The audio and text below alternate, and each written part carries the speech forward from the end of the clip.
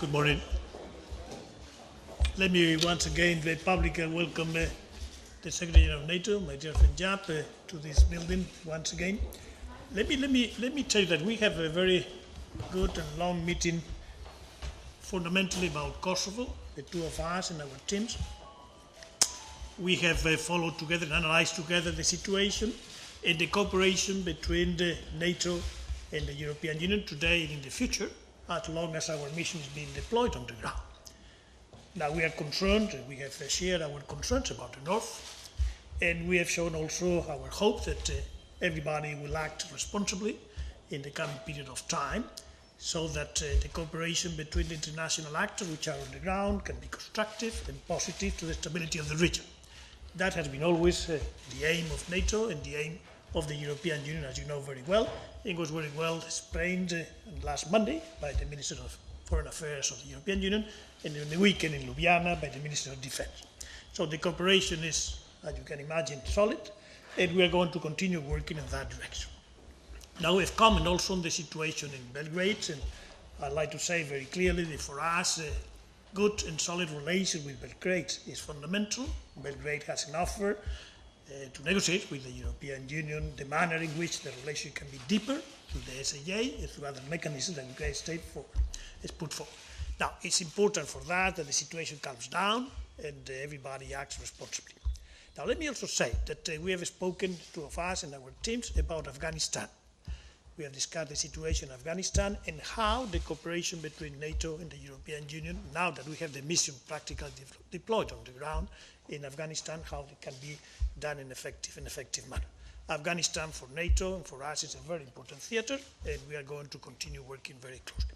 Now, then we have had later on in the morning a formal meeting with NATO on the Bosnia-Herzegovina. As you know, Bosnia-Herzegovina is we have an institutional arrangement. The force is a force of the European Union under Berlin Plus, and as you know, we do practically monthly a review of the situation. Two agreements which I think are important. One, on the EU4, the force which are deployed, we don't want to take any decision today about the drawing down of the force.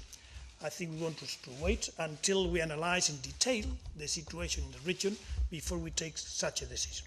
So EU4 is there, is acting very forcefully and in a very good manner, and the cooperation therefore through the scheme of Berlin Plus is very solid. Now the second thing that we are going to discuss in the coming days is the future of the OHR, the international representative, as you know.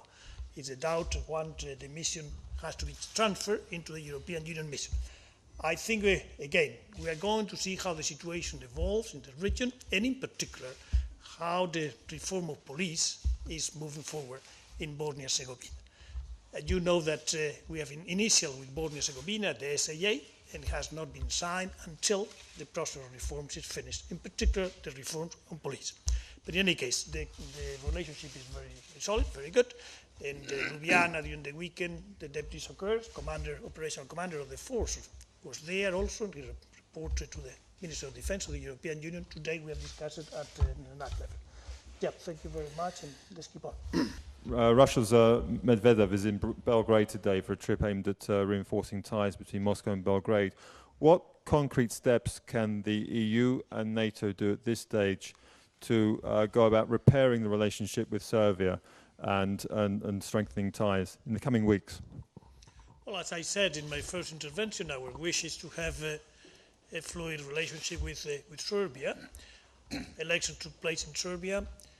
We would like very much, as we offered not long ago, the possibility of getting closer to the European Union. That continues to be our aim. We don't think that a stable Balkans will not be possible without Serbia, which is a stable and a solid relation to the European Union. Anything that can be done, we will do it. But as I said before, it's important that the other party also is ready. Let me add that the same goes, of course, for NATO. We have a partnership for peace relationship. I talked about unhelpful rhetoric, but Serbia is a very important player in the region. And I can understand, I'll be the first one to understand frustrations in Serbia. But let's look ahead, please. And I'm open, as NATO Secretary General, with the allies, to see how we can use and utilize to the maximum extent possible the fact that we have a partnership for peace relationship with Serbia. Željko Pantelić, Večernje novosti Belgrade. Here I am. For Mr. Solana, if we agreed that Kosovo is unique case, why in that case Serbia couldn't be unique case for European integration? In the means that you could offer something more than the other countries in European integration. And for Mr. Scheffer, you speak about rhetoric useless, but what about cooperation on the ground in these weeks with the Serbian army about north part of Kosovo and all Kosovo as well? Thank you. Now, you know very well what is the scheme that we have for all the countries in the Balkans, which is a scheme that's well defined through the stabilization and association process. I don't think that we have to get out of that channel. Now, what I can tell you that the speed at which you travel that channel, it may be different. It has not to be the same for everybody. Now, I think I say enough to understand really what is at the offer. Let me answer you that the relationship between KFOR and the Serbian armed forces is an excellent relationship. I have great respect for the Serbian Chief of Defense, General Ponoš. There is also many direct communication possible between KFOR in Pristina and elsewhere and the Serb armed forces. So I think that cooperation and communication is as good as it could be, and as good, I hasten to add, as it should be. I'm of course also in frequent touch, like my friend Javier Solana, with our interlocutors in Serbia. Yeah, Maria Ramirez from El Mundo. A question to both. How worried are you about the partition of Kosovo, and particularly to the High Representative? What kind of signal sends the withdrawal of the staff of the EU in Mitrovica? Thanks. The second part is a little more clear. The second question? About the withdrawal of the EU personnel in Mitrovica. Now, let me start by the two questions. Now, we are not in principle worried. I think that we have to follow very in detail the situation and produce the analysis, in particular with UNMIK. You know, UNMIK has a responsibility as international presence for the moment. We are beginning to deploy, but still the responsibility is UNMIK, which is there, and KFOR, which is there.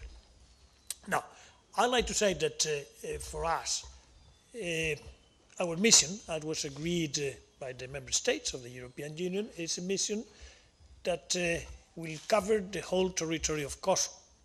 That's what I would like to say. No other thing can be said. Thank you. And so is KFOR. KFOR is covering the whole territory of Kosovo, and as Dr. Solana said a moment ago, the relevance for KFOR is that we have the Kosovo Police Force, we have UNMIK, and we have KFOR. KFOR is not a police force, as you know.